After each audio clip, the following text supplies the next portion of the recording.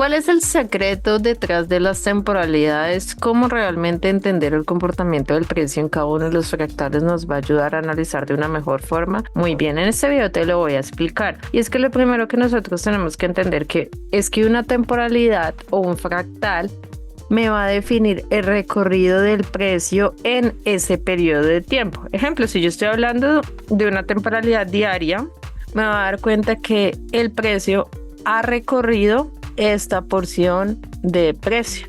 Es decir, ha pasado aproximadamente desde los 0.8784 a las 0.8732.2. En nuestro lado derecho vamos a ver el precio de cotización del activo financiero que estamos evaluando, en este caso el dólar estadounidense frente al franco suizo. Como mi vela es bajista, significa que el precio ha caído, ha disminuido su valor. Pero ¿quién ha disminuido su valor? En este caso, el dólar ha disminuido su valor, mientras que el franco suizo ha aumentado su valor de cotización. Realmente esta va a ser la forma básica de interpretar los precios en un determinado tiempo. Si yo me voy a una temporalidad diaria, pues me voy a dar cuenta que el último recorrido que ha tenido el precio también ha sido bajista y que esa cotización se cierra aproximadamente en 30 minutos. Si hablo de 4 horas. Muy bien. Ahora, para yo empezar a conocer temas de fractalidad, lo que debo tener en cuenta es siempre dónde estoy. Y para definir dónde estoy, yo debo tener en cuenta si estoy en un impulso o en un retroceso del precio. Y aquí voy a guiarme mediante la estructura del mercado. Entonces voy a empezar desde una temporalidad mensual y va a ser mucho más sencillo de explicártelo. Por eso es muy importante arrancar desde una temporalidad mayor para que puedas entender. Si yo me doy cuenta de lo que está haciendo el precio acá, reviso. Esto es un retroceso, impulso, retroceso, impulso bajista, retroceso alcista, impulso bajista, retroceso alcista, impulso bajista. Ahora quiero mostrarte por qué definí estos impulsos de esta manera y no agarré otros más pequeños. Vamos a empezar a ver.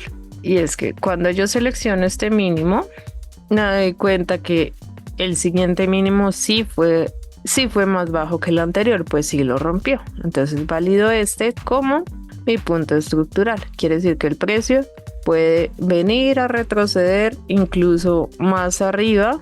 De igual manera, tomaría este como un máximo válido. Sigo validando el siguiente mínimo. Me doy cuenta que sí quiebra el mínimo anterior. Por lo tanto, este es un retroceso, el cual no me importa que supere este máximo, porque quien hizo el mínimo más bajo fue este movimiento de aquí. Por eso es muy importante tener en cuenta cuáles son los puntos estructurales y desde dónde realmente comienza el impulso. Sigo evaluando mi estructura. Este se convierte en el nuevo máximo más bajo, mínimo más bajo. ¿Por qué este máximo todavía no lo evalúo como un máximo más bajo? Porque estos mínimos que se me están creando en esta área son prácticamente iguales. Eso quiere decir que acá tengo un creador del movimiento y en este caso es un impulso que me generó la ruptura de este mínimo anterior. Listo, ¿qué está pasando acá en el precio? El precio simplemente me está haciendo un retroceso de todo mi impulso bajista. Esto se conocería entonces como un retroceso. Ahora puedo empezar a evaluar máximo, mínimo, máximo. Acá todavía no tengo la creación de un máximo más alto, tendría máximos iguales o más alto. Como este máximo de acá todavía no me ha creado un máximo más alto que el anterior, pues este sigue siendo mi mínimo, o en este caso puedo tomar igual la mecha, porque no, aunque esa mecha pasó el punto estructural, esto simplemente es liquidez del precio. Entonces acá tengo un punto estructural, máximos relativamente iguales, y tengo un nuevo movimiento que aparentemente me está rompiendo Digo aparentemente porque todavía no se confirma su rompimiento, sino por el momento de liquidez del nuevo punto estructural. Esto de por sí solo, obtener la ruptura del mínimo, me podría decir que el precio puede seguir bajando. ¿Por qué? Porque nuestra estructura mayor es bajista. Y esto que está ocurriendo en este preciso momento, que aunque es un movimiento basado en rango, igual se considera un retroceso del punto estructural, que es este de arriba. Ahora, cuando yo reviso este movimiento por un Fibonacci, me doy cuenta que puede que esté por el 50%. Vamos a revisar. Yo generalmente no suelo usar el 50% de Fibonacci, pero para medida explicativa lo vamos a implementar. Y es que está claro, por encima de un 50%. Ya hablamos de un retroceso más de tipo profundo. Todo lo que está por encima del 50% es un retroceso profundo. Todo lo que está por debajo va a ser un retroceso superficial. A mí me interesan mucho más los retrocesos profundos. Sin embargo, no quiere decir que siempre va a llegar a estas áreas. Puede que él haga un retroceso superficial y siga cayendo. Sin embargo, como nosotros ya estamos en una zona importante de reacción, que muchas personas la van a conocer como el decisional, el mitigation, el breaker block, realmente, sin importar el concepto, sin importar el nombre del concepto, esta es un área importante. ¿Por qué es un área importante? Porque aquí se da la ruptura del mínimo con este movimiento. Entonces estamos en un área de reacción importante. Ahora, también es esencial que entiendas que lo que puede ser un impulso para una temporalidad puede ser un retroceso para otra temporalidad. ¿Qué quiere decir esto? Vamos a ponernos nuevamente en este máximo, este mínimo y este mínimo. Es decir, quiero que nos enfoquemos en este último movimiento que hizo el precio. Este sería mi impulso bajista. Y esto que está ocurriendo al alza sería todo el retroceso de ese impulso alcista. Sin embargo, cuando yo empiezo a bajar de temporalidad, empieza a darse la siguiente situación. De ese impulso bajista del mensual, yo empiezo acá a tener impulso alcista, retroceso bajista, nuevo impulso alcista, retroceso en este caso bajista. Este todavía no es un máximo válido más alto, simplemente liquidez. No, se da una ruptura, retroceso bajista, incapacidad de crear un máximo más alto y así sucesivamente, no impulsos y retrocesos. Si en el gráfico es un poco confuso, te lo voy a explicar teóricamente, y es que este es un impulso mensual.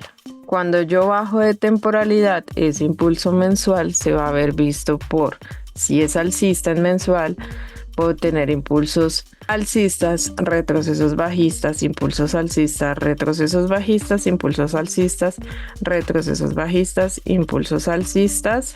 Ejemplo, el precio puede empezar a caer. ¿Qué significaría esta situación? Que ir bajando de temporalidad es como si yo hiciera un zoom en el precio. Ahora, si yo me enfoco, ejemplo, ¿qué pasó en esta caída del precio? En esta pequeña caída del precio, voy a darme cuenta que eso que es un retroceso bajista muy cortico, en una temporalidad más pequeña va a ser un movimiento así. Y que para volver a subir, pues el precio tuvo que haberme quebrado la dirección anterior, haberme hecho un máximo más alto que este. Eso ocurre en este punto. Y por eso la dirección continúa. Es decir, que vamos a hablar de un concepto que se conoce como fractalidad. Es decir, lo que ocurre en temporalidades mayores ocurre en temporalidades menores. ¿Cuál va a ser la diferencia? Que en temporalidades menores va a ser el precio mucho más rápido. Seguir realizando el ejercicio porque nos va a ayudar un montón a determinar la dirección del precio. Lo venimos revisando desde el mensual para que puedas entender dónde inician, dónde terminan los impulsos. Ahora quiero que nos vayamos al último movimiento que está haciendo el dólar franco suizo. Y es que aquí, ¿por qué tomo todo este movimiento completo desde acá y no, por ejemplo, desde acá? Y es porque en este punto el precio no genera un máximo más alto que este. Por esta razón no puedo validar este mínimo, sino sigo validando el anterior.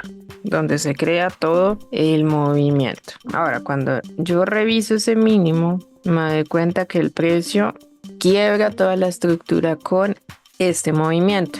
¿Qué significa? Que ahora empiezo a tener una dirección en la que arranca movimiento bajista, máximo más bajo, mínimo más bajo, máximo más bajo y probablemente un mínimo más bajo y un máximo más bajo. Lo cual significa que de este impulso de acá, que a la vez sería un retroceso de este movimiento bajista, de este último de acá, este impulso alcista que a la vez es un retroceso de este movimiento bajista, me está generando nuevamente un movimiento bajista. ¿Que hasta dónde podría llegar a caer? Si yo lo reviso desde una temporalidad mayor. Todas estas zonas que el precio ha dejado por acá solitas se pueden convertir en zonas de reacción. ¿Por qué? Porque igual al yo marcar un Fibonacci, esas zonas están en áreas de retroceso profundo que ahí podría reaccionar. Si tú quisieras comprar este activo financiero, ¿qué tendrías que hacer? Sería muy sencillo. Ir y revisar en estas zonas de reacción, en áreas de un retroceso profundo, ¿qué tendrías que ir a buscar en una temporalidad menor?